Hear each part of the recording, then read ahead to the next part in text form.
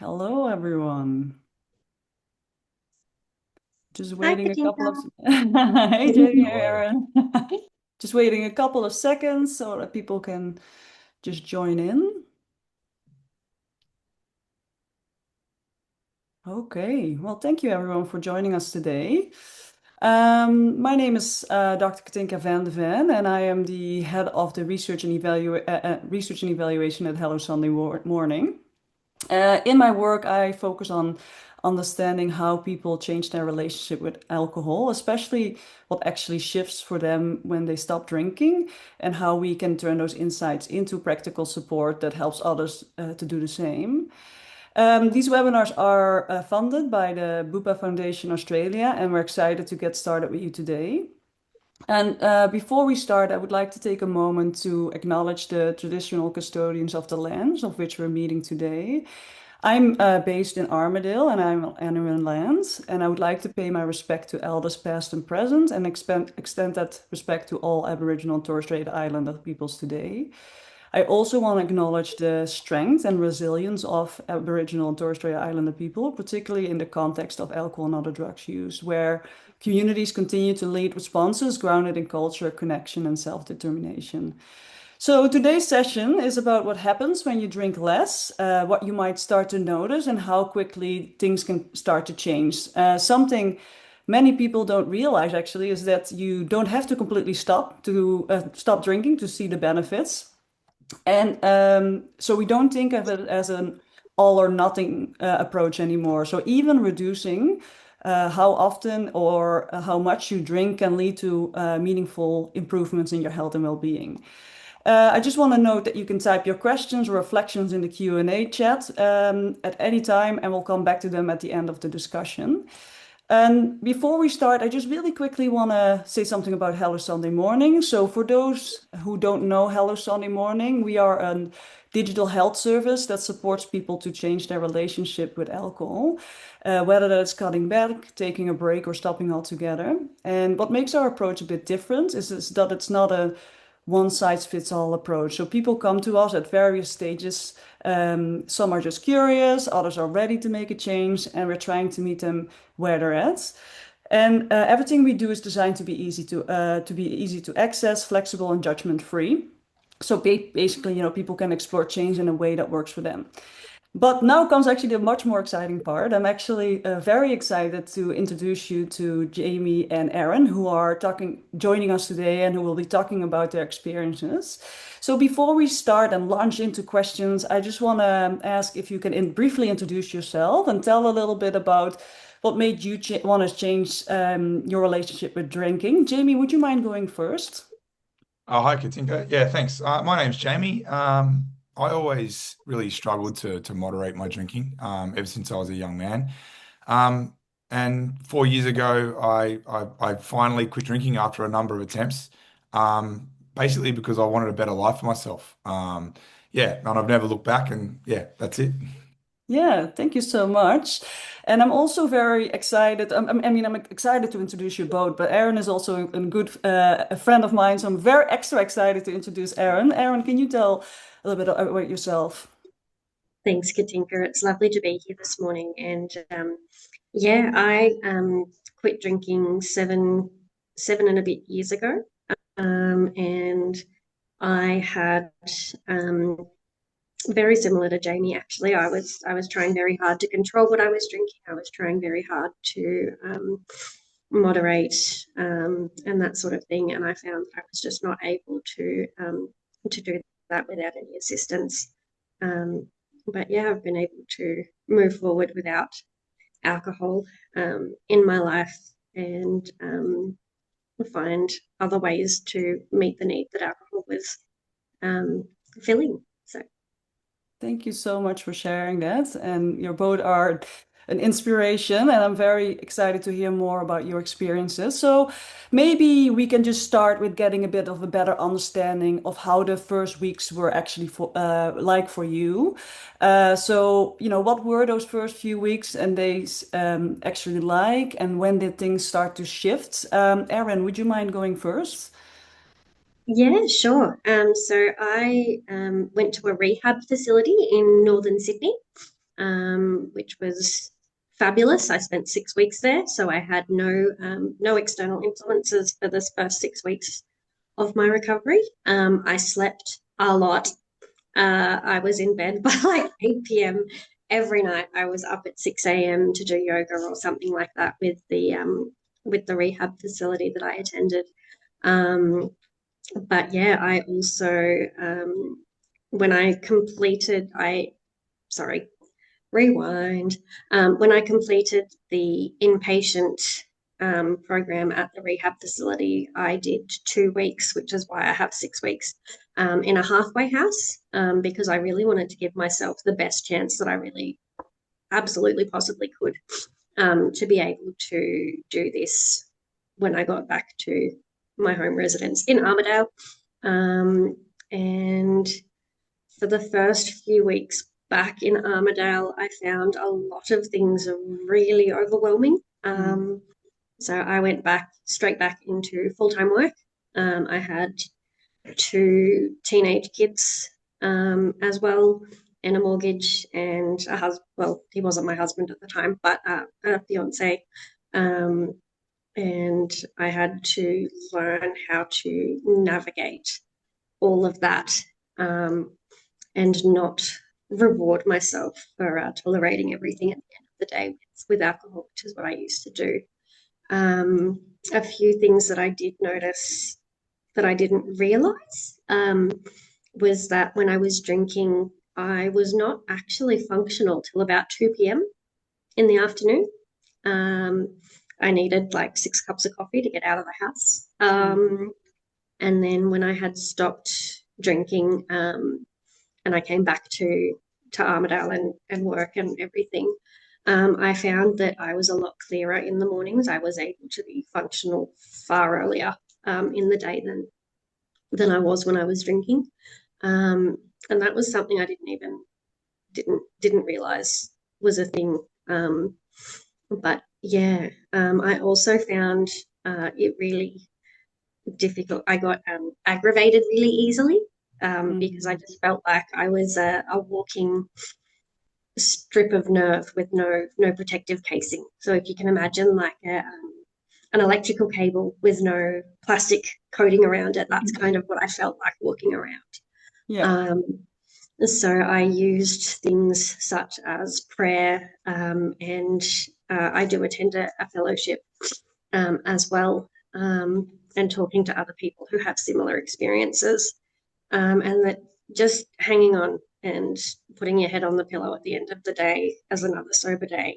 And if that's all you manage to do that day, if you don't manage to do anything else, is really the win for my experience. But yeah, no, that was my early recovery, and that probably lasted for about 6 months. If I'm honest, that feeling of being a naked nerve walking around, and then I was able to be more present. Meditation's another thing, and mindfulness that assists with that, just being in the moment rather than having such a busy head and worrying about what hasn't happened yet and worrying about what happened ages ago. They're things that help with that. So no, but absolutely. But we also know from the evidence that it is really common in those first few weeks or even months to be a bit overwhelmed and being irritable.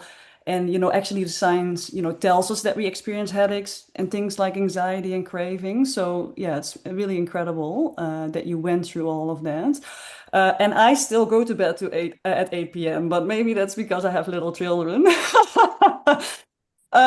Jamie, would you mind? Oh, you as well? Okay, good. Jamie, would you mind sharing your experience in those first few weeks? Definitely the first week was really hard. It was really difficult. And I found it then became a little bit easier as I went on. But the first week there was a lot of anxiety. I was having trouble sleeping and having night sweats. But then I found the day I quit was a Monday, funnily enough. And I found once I got through for me, like Friday and Saturday nights were a big trigger for me. So when I finally got to the Sunday morning, Mm, it was a bit of a flex, and I was not only did I start to feel better, but I was proud of myself for making it yeah, through that Saturday night. Um, absolutely. yeah, but it was a lot of ups and downs in those first few weeks. But as I tried to quit quite a few times, so I was a little bit familiar with that process. For me personally, I needed to replace alcohol with something after a hard day, or or just sort of something daily after I finished work. And I lent heavily into exercise. I found that probably a little bit too much, probably when it wasn't healthy, but it helped get me through. Yeah, And also lots of snacks and lots of soft drinks and stuff like that. Just so I've always had something. yeah, Um, but I think one of the first things you start to notice physically is the sleep.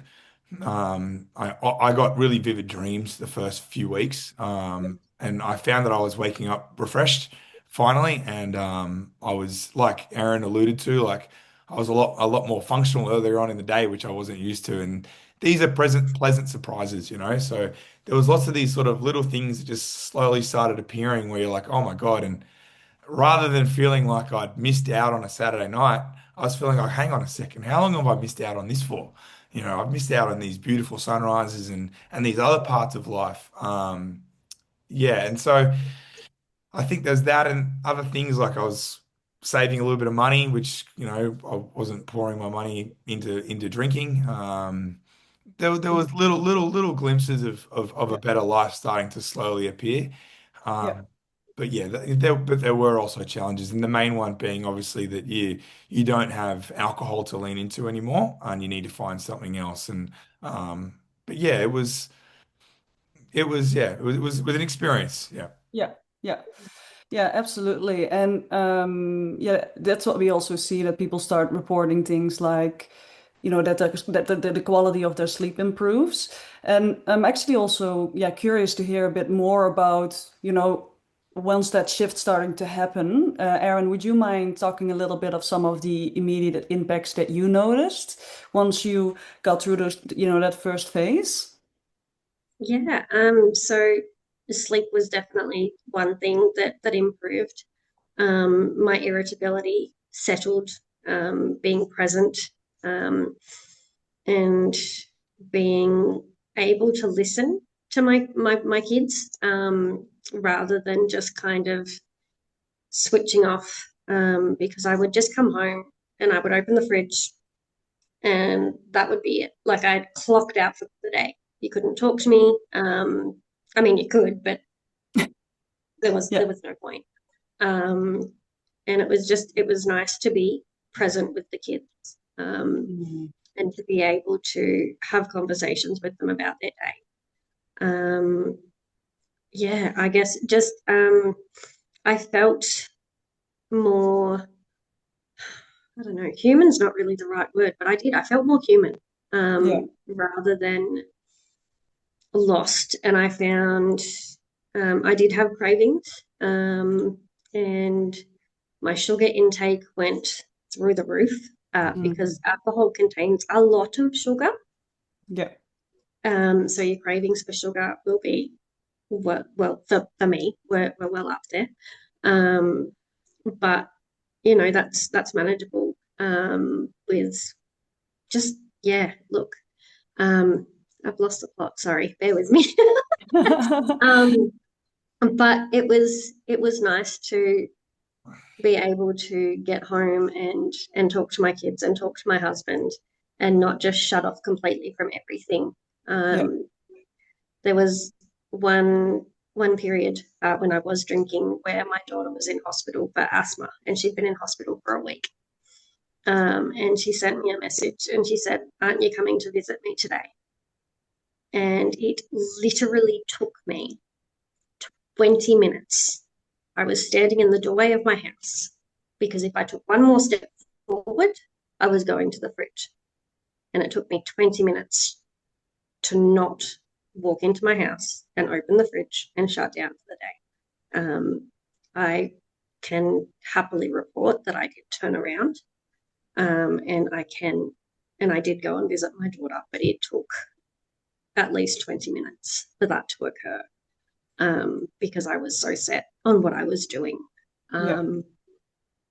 I've noticed that I'm not as selfish and self-seeking anymore. I can listen to the needs of others.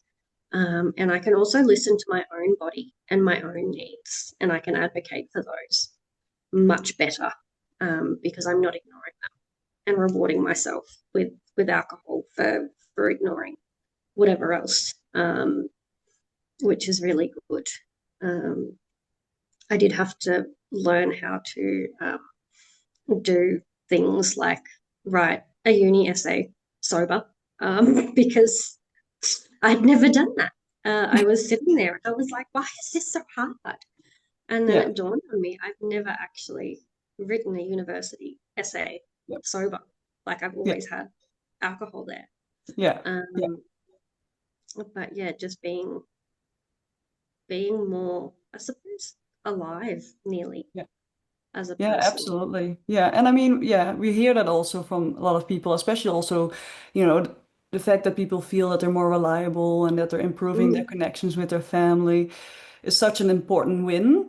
And Jamie, I would love to also hear a little bit more from you because you mentioned already that your sleep improved. Also, something you mentioned a bit about your anxiety becoming less. Would you mind talking a little bit more about how this was like for you?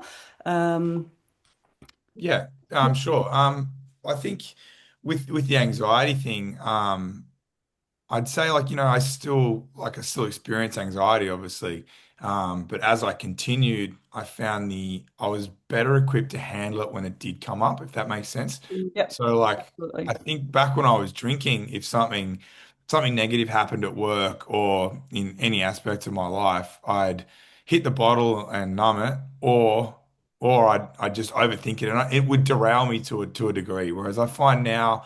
Obviously, life still has, throws curveballs at you, but I just think without the alcohol, you're just, yeah, far better equipped to handle it and be a bit more Yeah, logical and a bit less reactive. yeah, I think when you're drinking a lot, I think it's easy to get short with people, get cranky. I definitely found my mood improved, yeah, was a lot more stable, my mood. And going back to as well about with relationships, this is an interesting one because my partner now has only ever known a sober version of me. yeah, okay. And I don't think it's any coincidence that this is the healthiest, most stable relationship I've ever been in, by Yeah, a country mile, if I'm honest, right? So yeah, now there might be other factors at play there too, but the biggest factor is that I'm sober, and I'm sure of that. So, yeah, um, and I think, having more stable relationships obviously will create less anxiety in your life, and yeah, um, absolutely. yeah, so it's kind of like a flow-on effect. It's kind of this one thing that affects one thing that affects one thing, and yeah, it definitely better mood. The anxieties doesn't go away; it still Yeah. comes up from time to time, but yeah, just far better equipped to handle it. Yeah, and more stability in those areas of my life. Yeah, Yeah, yeah, absolutely. Yeah.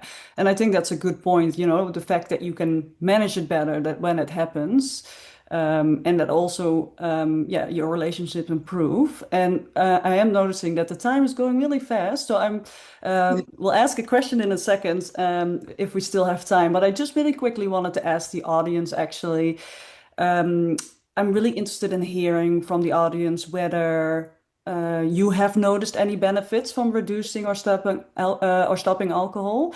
So if anyone wants to pop something into the chat, I would love to see a little bit about that. We already have a question. I'll save that for later, but I'm just curious to hear if anyone wants to share anything about any benefits that they experienced. And no worries if nobody feels like sharing. Oh, someone is saying sharper minds, better people connection. Yeah, absolutely. Thank you for sharing, Jane. Um, we're getting no other responses. So before we open it up for questions, I just want to talk a bit more about some of the social side of things. And Jamie, you've talked about that already quite a bit. But Aaron, I was wondering, can you talk a little bit more about, how your relationships or roles in everyday life changed a little bit? Yeah. So I, as I said earlier, I used to come home and just clock out at 5 p.m. Like I'd finished for the day. And then being sober, my husband can have difficult conversations with me Yeah, without me being reactive and nasty, and I can listen to different points of view. I can have difficult conversations at home. I can have difficult conversations at work. I still burst into tears occasionally, but that's just me as a person. I do that. I do that a me lot. too, absolutely. But um, yeah, I have a better relationship with myself as well, Yeah, which I've achieved with sobriety and therapy as well. Um, but my kids know that I can pick them up in the middle of the yeah, night and I'm not putting anybody in danger. yeah, Um, absolutely. and my oldest daughter um, would go out drinking. She's 22 now. Would go out drinking here in town, and I can go pick her up at 2 a.m. Yeah, I yeah, can, if there's something happening, my husband I had to take to hospital early in the morning because he had kidney stones. yeah, And I can do that. Like I'm a little bit groggy because I've just woken up, but I can wake up straight away and I can yeah, respond to that.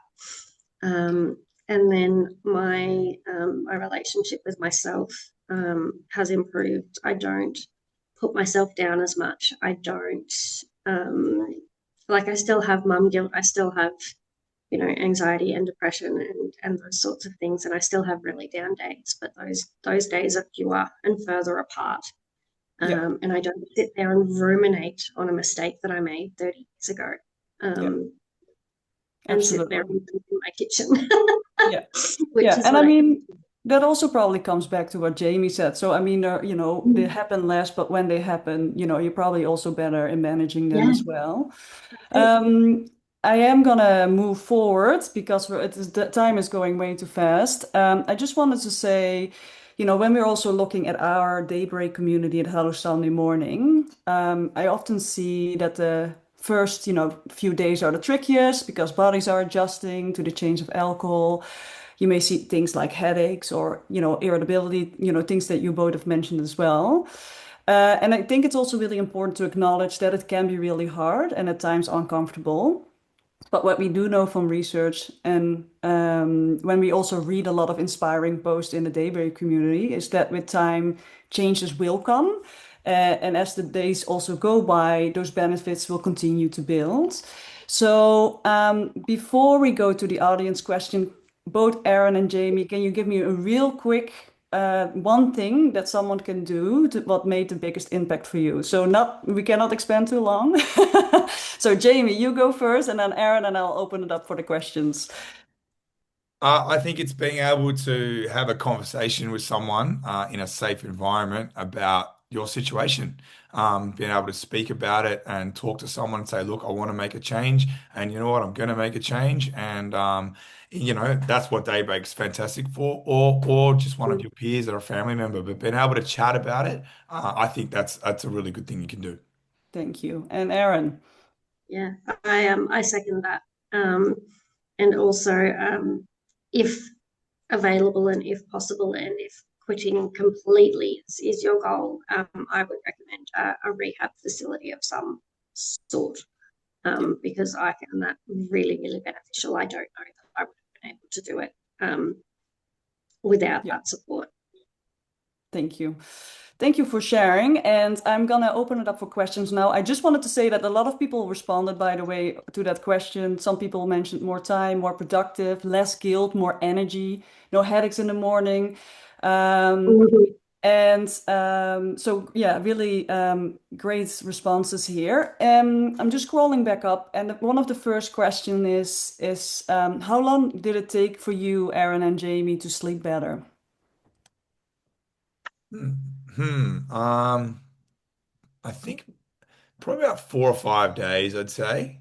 But then it was like this. Then I got the really crazy dreams, but I was sleeping better. But the dream, I got these really vivid dreams for a little while.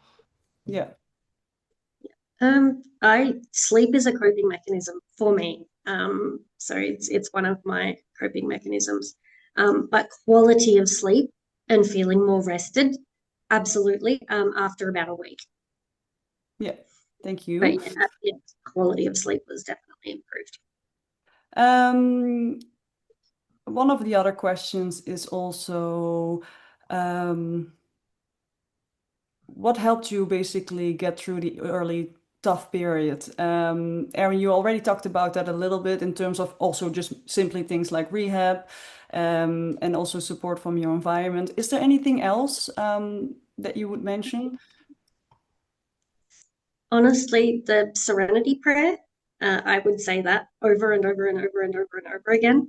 And for some stupid reason, and I don't know why, um, but there's a really old version of the Our Father prayer, and it's sung, and the end chorus bit of that I would just sing in my head or out loud, depending on where I was, obviously, and that really helped get through the craving part. Yeah, yeah. Thank you, Jamie.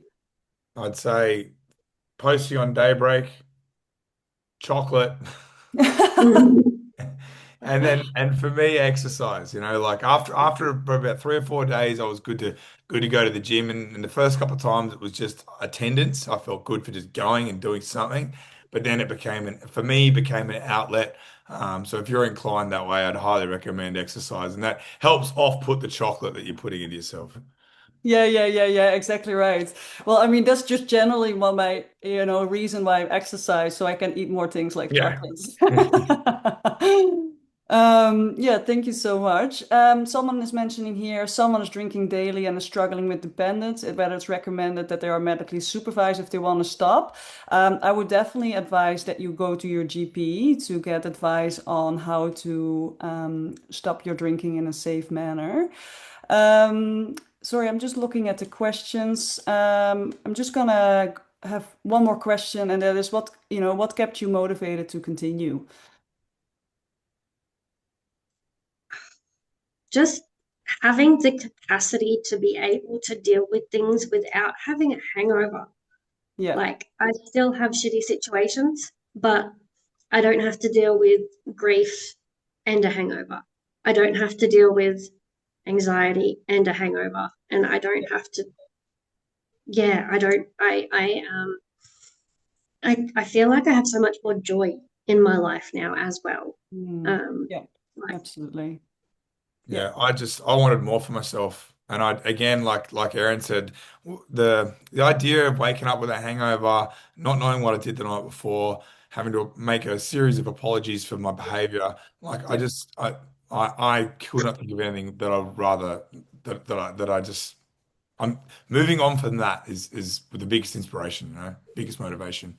Yeah, yeah, absolutely. Thank you so much both for sharing your experiences today. That's been really insightful and I've learned a lot. Um, I just want to quickly note that we would love to see you for our next webinar, which is the 27th of May, where we explore mind, mood, and alcohol, understanding the connection. And you can find the link to register on our website. I've just popped that in the chat.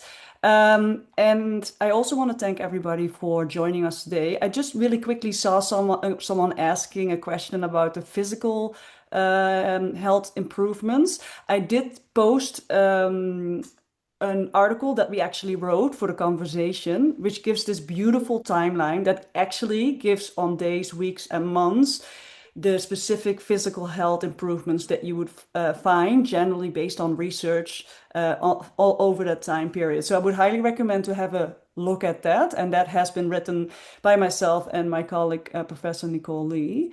So thank you so much, everybody. And I'm looking forward to seeing you at the next webinar.